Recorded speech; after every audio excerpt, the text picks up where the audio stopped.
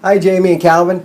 I ducked into my really expensive video studio to make a short video for you guys. It's high tech and pretty expensive, multi-million dollar setup here. Or it could just be a white screen setup in a spare bedroom. You don't know. You don't know. Anyway, I wanted to put together a short video showing the PowerPoints that we could use and what I normally say with those PowerPoints. Again, we have more information than we really have time to deliver, but this gives you a good idea of what we do have and what we can provide. Again, I plan on having more slides than I can go over. We'll hide some of those, but people will have them in the print when we send them out to them. But again, this will give you a good idea of what we do have and what we can present. I do love how hazard assessments and the safety culture really mesh well together. As a matter of fact, if you don't implement the safety culture first, your hazard assessments won't do any good at all. That's what we learned with Philips.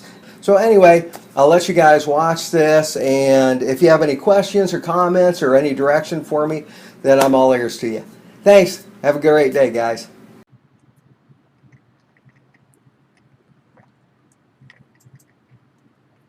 So here's what we'll cover in the safety talk. We'll actually look at the importance of establishing a safety-first culture and how safety cultures and hazard assessments really go hand in hand. You need to lay a foundation of a safety culture before going after hazard assessments. I'll explain more about that in a few minutes. But we'll look at an actual case study of a safety-first culture transformation. Then we'll look at hazard assessments, why they're important, why we need to perform them.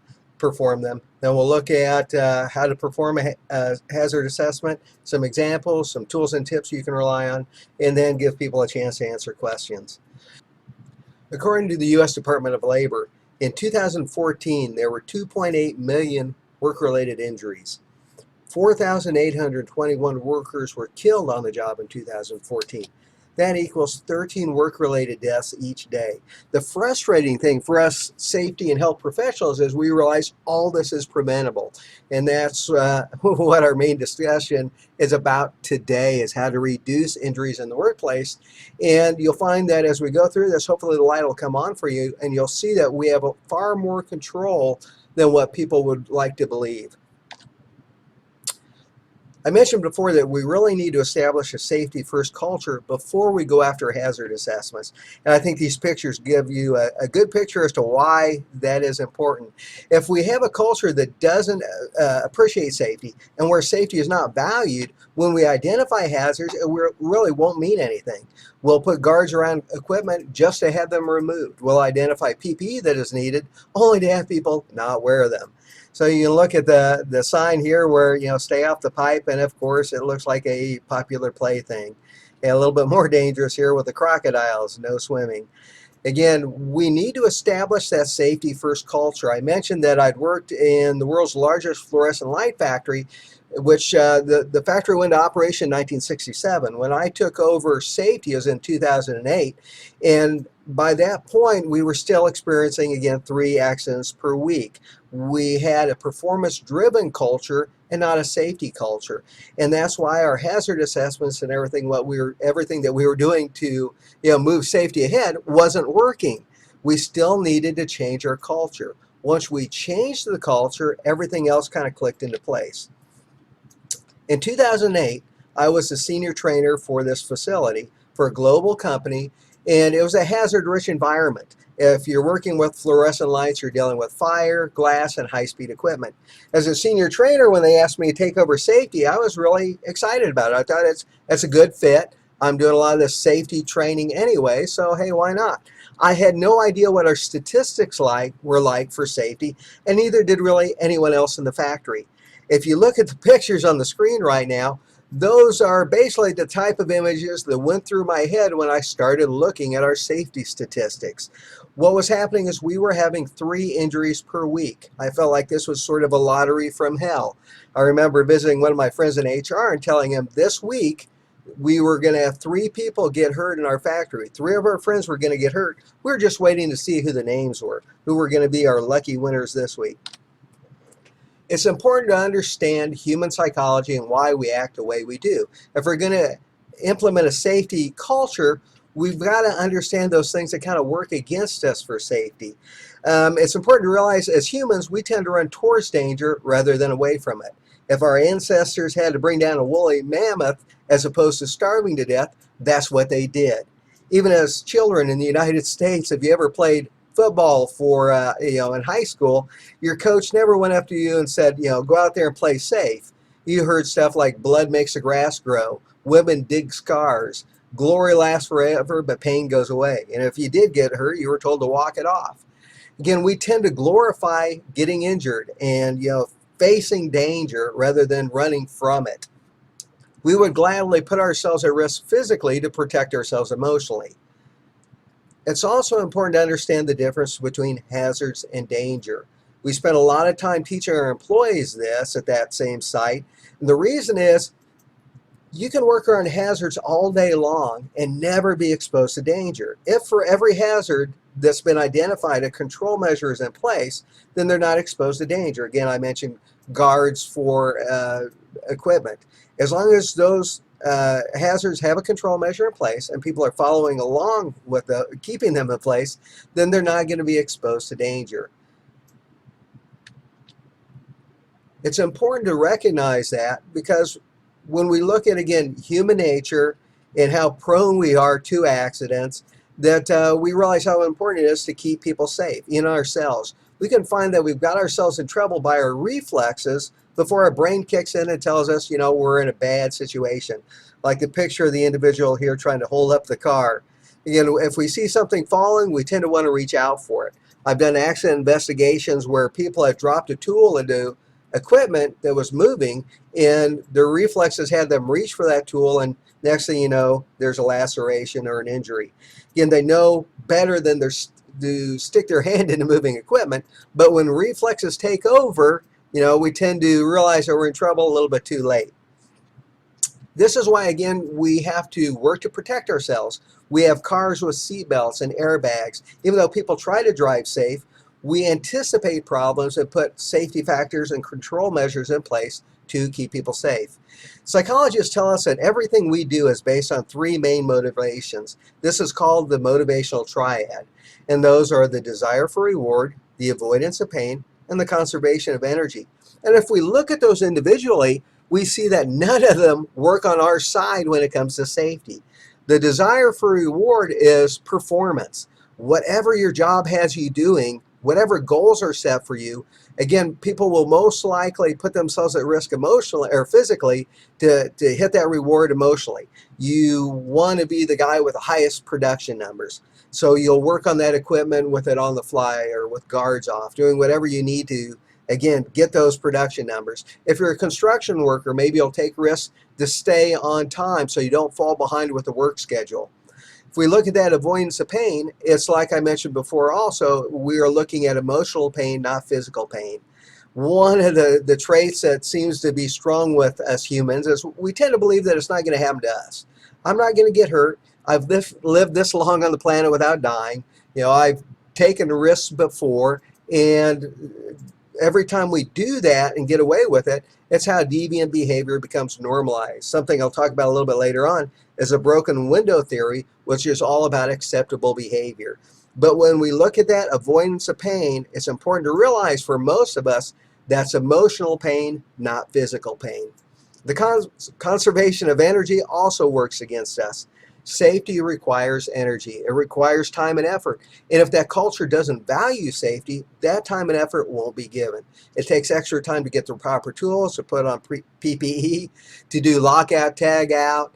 Again, it requires time and effort. If the culture is one of performance, someone who takes the extra time and effort for safety might even be ridiculed and come under peer pressure to, just get the job done. One of the stories I used to always tell to help spread the knowledge and desire for everyone to get involved with safety is that of the Dragon Slayer. I told a story of a mythical kingdom that was surrounded by dragons, and they had one Dragon Slayer. Well, what the problem here is you've got lots of dragons, and only one Dragon Slayer is probably not going to work. It'd be like having a large factory and only one safety person, one safety officer, one safety manager. They're not going to be able to be real effective in taking care of all those hazards or work-related, issues in terms of safety. What we wanted to do was train everyone to be a dragon slayer. What we did was we worked hard to teach everyone hazard assessment and about safety, and had them help us to identify unsafe conditions and unsafe behaviors. We wanted everyone in our factory to become a safety professional about their work area. So I could walk up to anyone in any area and ask them to tell me, where is the closest first aid kit, the closest phone for calling 911? Where's the closest shelter in the event of a tornado, the closest exit for you for a fire? We wanted them to know where eye wash stations were. Anything regarding safety, we wanted them to be an expert in their area. They should be able to tell me what the greatest hazards, that they had control measures in place for in their areas. So again, we wanted a very proactive safety program. As I mentioned here, again, safety must be proactive or it is inactive. If we look at how we conduct business in our personal lives, we identify hazards and put control measures in place so we never get into danger. This morning, 100 million people in America drove to work with very few incidences. 100 million, that's pretty amazing. It's because we all follow the same rules of the road. They're all the same standard work practices for driving. Green means go, red means stop, yellow means caution. And hopefully we've got cars that have everything in good condition. We've got our seatbelts, our airbags, we've got good tires and all that. We need a degree of confidence to realize and know that every hazard has been identified. We've got something in place and we're not going to be in danger. Earlier I mentioned the broken window theory. This was a theory and a topic that we used very successfully to help transform our culture into that safety culture that we so desperately needed. And the broken window theory is all about acceptable behavior. What it states is, if you've got a vacant building and you break one window in it, and no one fixes that, repairs the window, within a while another window will be broken, then another and another. People see that it is acceptable to break windows in that building. They've actually recreated this theory by placing vacant cars in different neighborhoods and breaking one of the windows and seeing how long before the rest of the car was destroyed. And it always happened. But if you repair the window, then no other windows get broken. Again, it's all about acceptable behavior. In our safety culture, our culture in our factory, before we had the safety culture, we had a lot of our safety rules that really were not followed. We had an environment where it's very loud on the shop floor, yet very few people wore hearing protection. It was a rule that they had to, but it wasn't enforced. At any given point in time, we had a large percentage of our workers not wearing hearing protection. Most of the in New York City, Mayor Rudolph Giuliani used the broken window theory to reduce the crime rate. They had rampant crime in New York City when he became mayor, to the degree where people were removing their own car stereos and putting stickers on their windows saying the car stereo is gone. It was to keep thieves from breaking a window to, again, steal that stereo. And what Mayor Giuliani did was he picked 2 misdemeanors and started really enforcing them. Anytime someone jaywalked, they got a ticket, and people jumping turnstiles. And by these meager beginnings, they began to really drive down the crime rate. And it started affecting the more serious crimes as muggings and murders. The broken window theory proved effective for them, and it really helped us at our factory by starting to enforce those small safety rules, showing that safety is important. Again, if you don't enforce the smaller rules, then it basically says that none of the safety rules are valued. This is also something that any safety management system is going to want to be able to see that you are doing. OSHA or any governing agency wants to know that you're enforcing your safety rules, and you have to be able to verify that you are. When we were creating our safety program, our safety first culture, what we wanted to do is kick up safety awareness, and we did all types of things to do this. And the really amazing thing is the majority of these ideas came from the workers on the floor. One of this factory that I was at, where my office was and where I provided the training, we had 500 employees. And one of the first decisions we made in late 2008 was we were going to turn safety over to them. We're going to use our lean initiative of creating kaizens, which are small improvements, and have people come up with small improvements to affect safety. And when we told them we wanted to kick up safety awareness, they had all kinds of great ideas. What's on the screen right now is our safety corner. And every year we had a cardboard life-size cutout of our safety mascot. The very first year we went with Superman. We just figured it was wrong to have Band-Aids on the Man of Steel. And what we would do with our mascots is anytime someone got injured, wherever they got hurt, we would put a Band-Aid on Superman. So if someone got a finger with a laceration on it, we got a Band-Aid on that very finger. So you can see where the majority of our injuries were on hands, dealing with glasses, no surprise. The next year we went to Elvis. We went with a theme on waging war on accidents. And then they said, well, we had two guy mascots. We needed a woman mascot. So we went with Danica Patrick, a NASCAR driver. And this went with our theme of the journey to zero. So we used that NASCAR idea of moving forward. We wanted zero accidents. We also had traffic lights. If there were no accidents, the light was green. If we had a mild accident just requiring, say, a Band-Aid, the light went yellow. If we had no issue recordable, it went red. And then we had safety slides going on this TV screen. So if I had safety meetings coming up or safety topics that we have for the month, which we always had one safety topic and one health topic, I would put the information up on that board. But this was in a high traffic area, so people became very aware of where we were at with safety. I mentioned in 2008, if I were to go up to any of our people, management or on the floor, and ask them what our safety stats were. If I wanted to ask them how many accidents had we had so far this year, no one knew the answer. Nobody did. But by mid-2009, we had done such a good job of kicking up awareness, I could ask just about anybody, and they all knew just where we were in regards to our safety and our goals towards safety. And these are some of the other things we did in terms of awareness. When someone got hurt, we'd put a sign on the equipment saying, stop, think, act. At first it started as paper, later transitioned to a magnetic sign.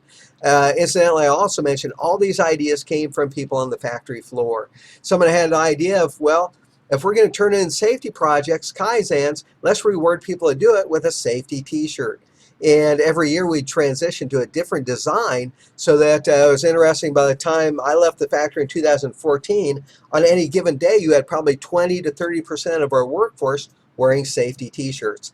Outside the factory we had a full-size traffic light.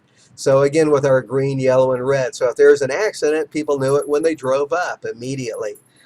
In the first year in 2009, our people on the floor, well, everyone throughout the factory, had actually identified 545 safety projects. Of those, about 95% of them had been completed, so they were completed projects by the end of the year. One of the things that we noticed, I'll show you later, is as our projects grew, our accident rates went down. You see, the conductor, I told people in our meetings that I really kind of felt like the conductor.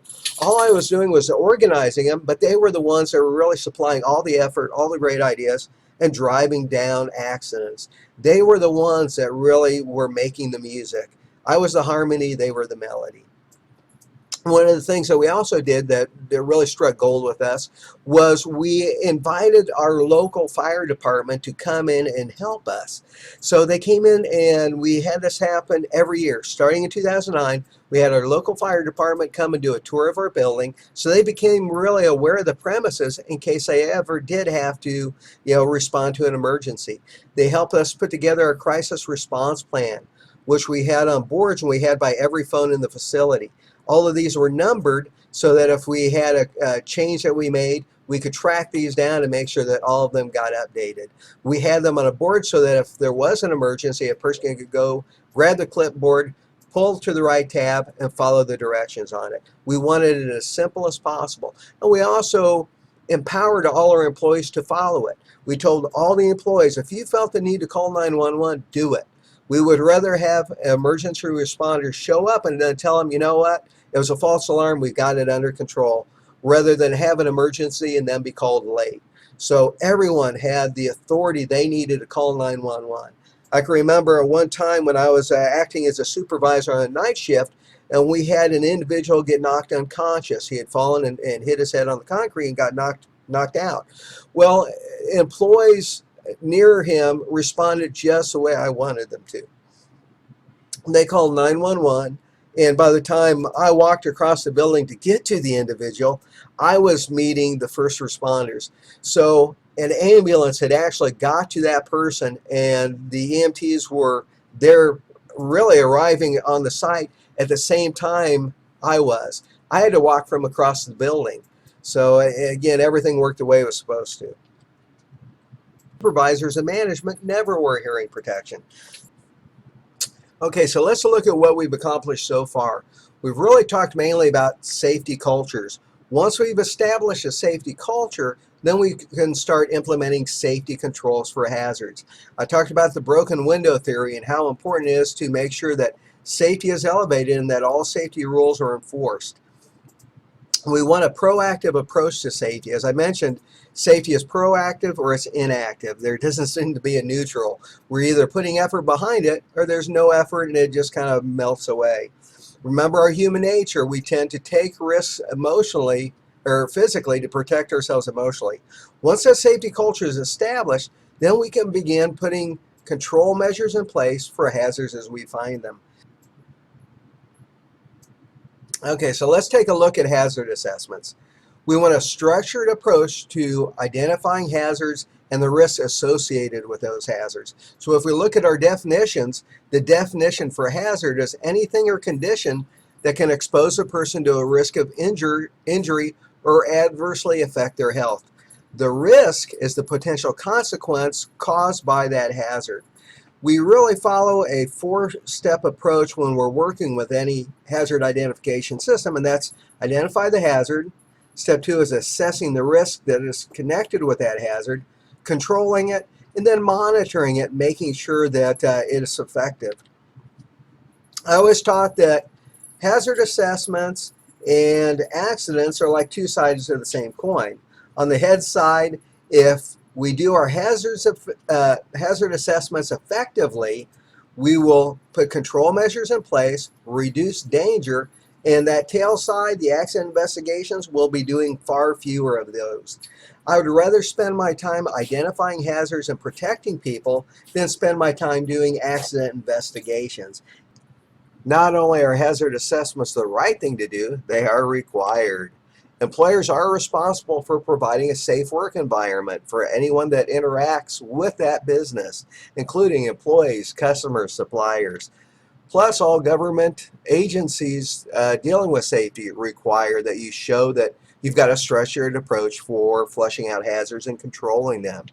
If you go for any health and safety management certifications, as in OSAS 18001, they will also require verification of a structured approach for hazard assessments. So it's important to be aware of what your governing safety agency's requirements are for hazard assessments and make sure you're in compliance with them. Here's a very simple table that shows hazards and the risks associated with them. So for a knife, we've got cuts or lacerations. For benzene, leukemia. For asbestos, cancer. For electricity, we have the possibility of shock or electrocution. Wet floor, slips. So you get the idea. We want to flush out what the component is, the hazard that's tied to it, so with the equipment or the environment, and then the risk associated with that hazard. So it's a very simple approach. Let's look at the components for a hazard assessment. What we're trying to do is make sure we don't miss anything. We're trying to surface the alligators in our pond. We want to identify all hazards. So we'll use different perspectives. We'll review processes, look at jobs or positions, departments and environments. For every hazard we identify, we want to give it a risk assessment score. This is calculated by looking at the risk, the exposure, and the probability of injury. This helps us to prioritize and give a sense of urgency to what we've uncovered. So here are the ranking levels. We've got risk, exposure, and probability, and we've ranked each one. The higher the number, the greater the severity. So with risk, we got from catastrophe and many deaths down to minor and just a first aid case. Exposure, we have from always to seldom. And probability, we have to be expected or almost certain down to impossible. Now here's some examples of hazard assessments. First one I took from one of our facilities where we had many filters that had to be removed or changed from air handling systems, and this was done once a month. So if we look at the calculation of the risk assessment, we've got risk level 10. A fatality could occur if the person were to fall off the ladder. So all these were on concrete. Exposure level 3, the filters were changed out monthly. And the probability, possibly but unlikely. So when we calculate it, we come up with a risk score of 30. So the probability is low, or the risk score was low. In the 40 years that this factory had been in operation, by the time I was doing this, we'd never had an incident where anyone had fallen off a ladder. But we had only one department and later vendors that did this, and they used all the proper safety PPE and precautions necessary to do the job safely. Another example, on our shop floor for this factory, as I believe I mentioned before, we had a lot of noise to where people had to wear PPE or hearing protection when out on the factory floor. So when we did a risk assessment of the noise, we've got a risk level of 5, moderate to possible hearing loss. Exposure level was pretty high. If you were out on the floor, you were exposed to it. And the probability of hearing loss, we gave it a 3. So when we calculated it out for the risk score, is 120. So medium. This was important for, again, creating that sense of urgency to make sure that people wore their hearing protection. So when we did this for that particular factory, we made sure that everybody saw this calculation and understood how important it was to wear their hearing protection. Here's an example of a hazard assessment created in Excel. If I walk you through it, it looks complicated, but it really isn't. We've got, say, the piece of equipment listed out here to the side, the risk associated with it, then those 3 factors from probability, exposure, and the casualty or the risk. So we put the 3 numbers there, and then we have our score here. And we had them color-coded from green down to red, and it gave us that sense of urgency. We would list out here the action that was going to be taken to put the control measure in place, and then the effectiveness of it. So very simple. And again, this was just created in Excel.